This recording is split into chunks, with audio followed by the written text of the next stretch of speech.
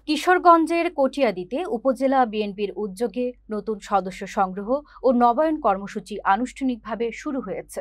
শনিবার বিকেল ৪টায় বাসস্ট্যান্ডে আয়োজিত সভায় সভাপতিত্ব করেন উপজেলা বিএনপির সভাপতি তোফাজ্জল হোসেন খান দিলীপ। প্রধান অতিথি ছিলেন জেলা বিএনপির সহসভাপতি ও মনিটরিং কমিটির আহ্বায়ক অ্যাডভোকেট জালাল উদ্দিন এবং প্রধান বক্তা ছিলেন সহসভাপতি রুহুল আমিন আকিল।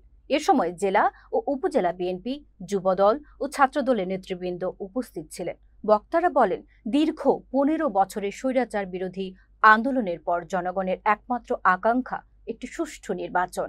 আগামী ফেব্রুয়ারি নির্বাচনী রোডম্যাপ বাস্তবায়নের মাধ্যমে দেশে একটি নির্বাচিত সরকার প্রতিষ্ঠিত করার আহ্বান জানান তারা। পরে অতিথিদের হাত থেকে ইউনিয়ন পর্যায়ের নেতাকর্মীরা নবায়ন ফর্ম সংগ্রহ করেন। আমরা শুধু বলতে চাই, বাংলাদেশের জনগণ বিগত ১৫ বছর ফ্যাসিস্ট হাসিনা পতন এবং একটি নির্দলীয় নিরপেক্ষ সরকারের অধীনে নির্বাচনের জন্য রাজপথে লড়াই করেছে।